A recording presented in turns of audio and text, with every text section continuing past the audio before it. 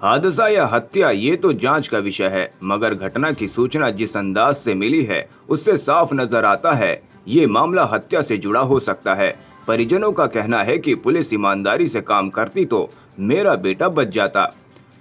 मालूम रहे कि मोहम्मद आसिफ इदरिसी पुत्र अब्दुल सत्तार इदरिसी का बेटा दिनांक 7/7/2023 पिछले जुम्मे से लापता चल रहा था, जिसकी मिसिंग रिपोर्ट थाना खजूरी खास में दर्ज है।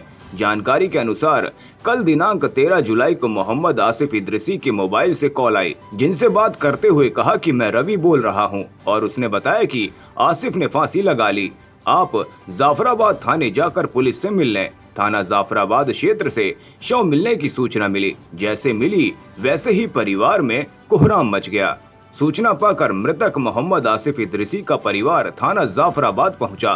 थाने जाने पर पता चला मोहम्मद आसिफ इदरिसी के शव को थाना जाफराबाद पुलिस द्वारा गुरु तेग बहादुर अस्पताल की मॉर्चुरी भिजवा दिया गया है। फिलहाल थाना जाफराबाद की पुलिस मोहम्मद आसिफ के केस की जांच कर रही है। अब देखने वाली बात रहेगी दिल्ली पुलिस मृतक के परिवार के लोगों को कितनी जल्द इंसाफ दिलाती है। मेरा नाम अब्दुल सत्तार। क्या हुआ आपके साथ जो हादसा, क्या पूरा बताएं इस मामले में।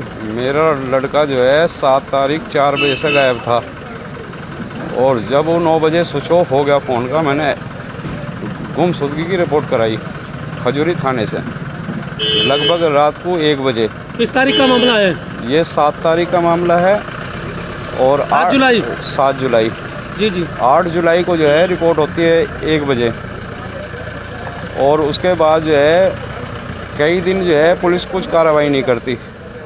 आपके आईओ का नाम बता दो। आईओ का नाम क्या है? आईओ का नाम है अजय कुमार। कौन सा थाना लगता है आपका? खजूरी श्री राम कॉलोनी का। जी जी। अब क्या हुआ? उसके बाद जो है फिर कई दिन बाद जो है कार्रवाई हुई, मेरे जाने पे थोड़ी बहुत कार्रवाई हुई। उसके बाद जो है उन्होंने फिर भी ढील रखी है, अगर जो ढील नहीं रखते तो शायद लड़का बच सकता था। अब कब डेड बॉडी मिली और कब आपको बताया गया है? हमें जो है कल शाम उसी लड़के के फ़ोन को ऑन करके, एक रवि नाम का लड़का, उसने हमें सूचना दी और हमें बताया गया तुम्हारे लड़के ने फांसी लगा ली। हमारे नुका हमारे कमरे पर, और उसी के साथ बरामद मोटरसाइकिल। और हमें जो है मौके वारदात पर, बॉडी के मौके वारदात पर नहीं बुलाया गया, हमें सीधे जाफराबाद थाने में बुलाया गया। हमें बॉडी तक नहीं दिखाई गई। हमें किस टाइम थाने पहुंचे थे आप? थाने हमें लगभग जो है 8 बजे के आसपास जो थाने बुलाया हमें। कल शाम 8 बजे? कल शाम 8 बजे।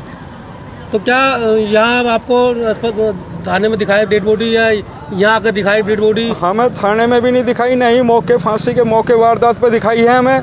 हमें जो है बॉडी बस यहाँ दिखाई है शवगृह में। शवगृह में? हाँ जी। यानी पुलिस की पूरी लापरवाही रही है? पुलिस की लापरवाही रही जी।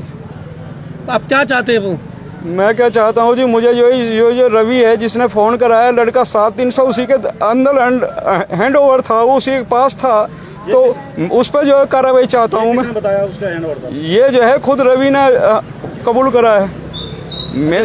रवि ने खुद कहा? हाँ जी, मेरे से खुद कहा। 6-7 दिन से मेरे पास ही था वो। अच्छा। बाइक भी उसी के घर से निकली है। बाइक भी उसके यहाँ से मिली है? हाँ जी, हाँ जी। पुलिस ने अभी तक उसको गिरफ्तार नहीं किया? नहीं जी, अभी कोई गिरफ्तारी नहीं है जी। सुसाइड का केस नहीं है जी। तो ये मुझे फांसी का तो मानते हैं या उसका? ये फांसी का मैं केस नहीं, इसे तो जो है इसे मर्डर का केस कहूँगा मैं तो, क्योंकि इसे मर्डर की लग रहा है इसमें हिसाब किताब।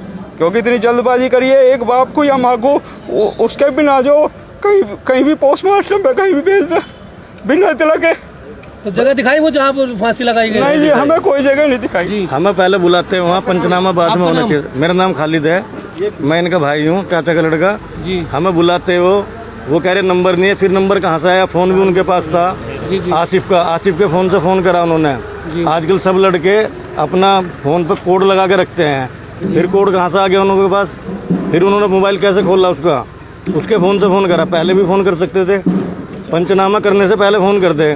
मौके वारदात पे बुलाते हैं हमें। जो थाना जाफराबाद पुलिस का जो आयु है जिसने पुलिस का है, क्या उसने उस मौके पे ले गए जहाँ पर डेड बॉडी में थी? नहीं ले गए। जहाँ फांसी लगाई गई थी? नहीं ले गए। कोई एड्रेस दिया उसका? भी नहीं दिया। उसका एक फोटो दिखाया सिर्फ। फोटो तो 15-20 खींचते हैं, फोटो भी नहीं दिखाए। और वो मकान मालिक आया हमें, उसने कहा जी, जब मकान मालिक से पूछा कि जब तुम ऊपर गए क्या देखा? नुको जी वहाँ अकेला लड़का बेड पे पड़ा हुआ था, और ऊपर कौन था? नुको रवि था। अकेला आदमी फांसी पर लटके हुए इंसान को कैसे उतार लेगा? लड़का बहुत तगड़ा था उससे, वो लड़का हल्का था रवि। अब अकेला अब पुलिस क्या कर रही है? वो पुलिस कह रही सुसाइड करा है। सुसाइड का केस नहीं है, ये झूठ बोल रहे हैं सब। अच्छा, आपको किस टाइम बता गया? 8 बजे करीब गए हम, थाने में बुलाया जब हमें। और यहाँ अस्पताल में किस टाइम की एंट्री है? अस्पताल में तो अब आए हैं, वो तो पहले ही भेज दी उन्होंने पंचनामा करके।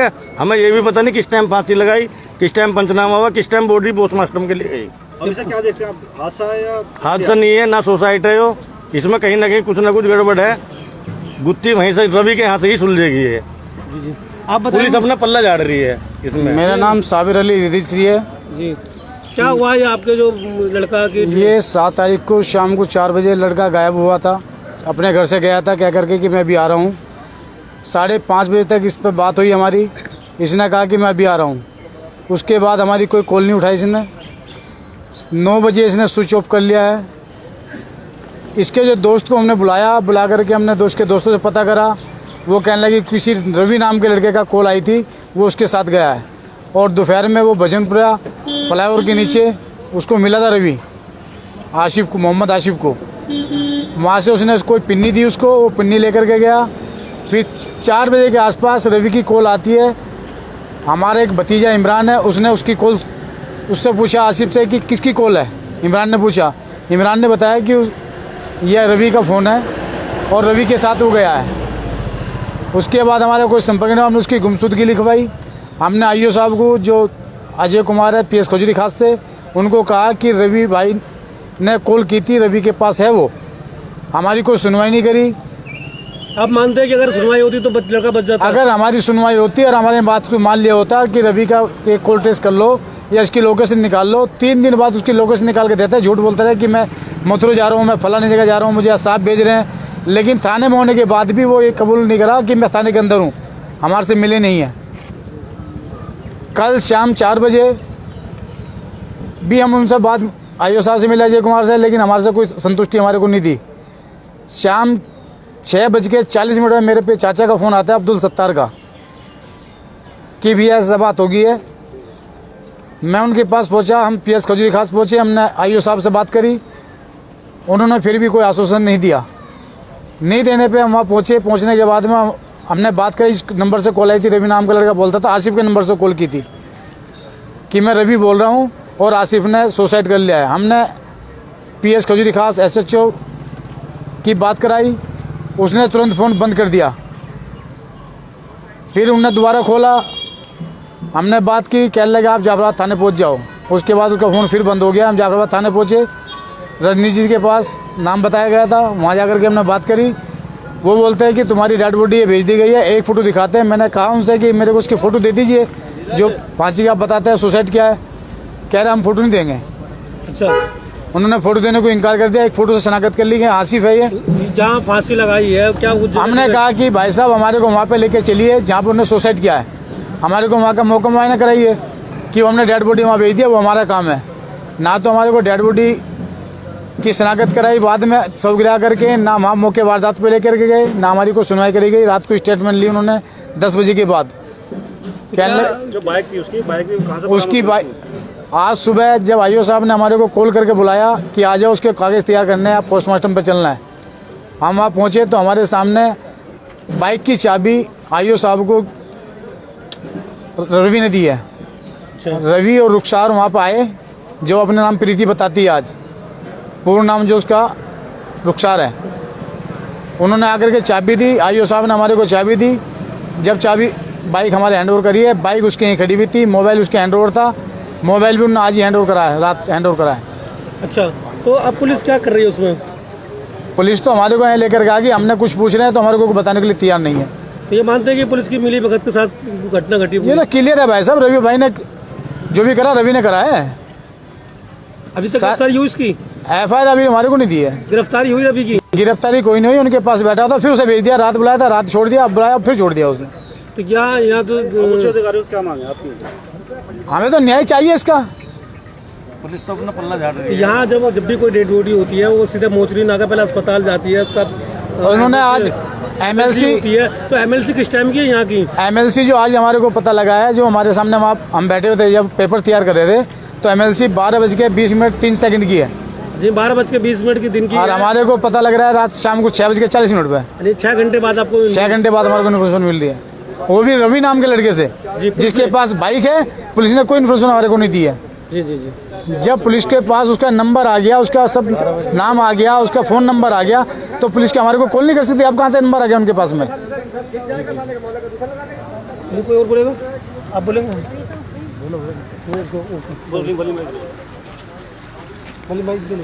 बोलिए भाई, आपने भी काफ़ी ड्यूटी करी है दिल्ली पुलिस में, इस केस को किस तरह से आप देखते हैं? देखिए, सबसे पहले तो मैं सभी चैनल वाले का, दर्शकों बड़ा धन्यवाद करता हूं जो न्याय की प्रक्रिया में आप लोग साथ रहते हैं। हमें सलीम इदरीसी साहब जो पत्रकार साहब हैं, उनके माध्यम से फेसबुक के द्वारा ये खबर मिली कि भाई इस तरह की घटना हो गई। एज ए समाज सेवी होने के नाते हम लोग फिर यहाँ GTV आए हैं। और देखिए, मैं बताता हूँ, कोई भी घटना घटती है तो उसके अंदर कई चीज़ें होती हैं। CCTV होती है, लोकेशन होती है, घटना स्थल होता है। उन सब को मिलाने के बाद में, उन सब चीज़ों पे काम करने के बाद में किसी भी केस का रिजल्ट निकलता है। तो मैं उम्मीद करता हूँ जो हमारा कानून है, जो हमारे अधिकारी हैं, मुझे उनसे उम्मीद करता हूँ कि इस पे सही जांच होएगी और जो पीड़ित हैं उनको सही प्रकार से न्याय मिलेगा।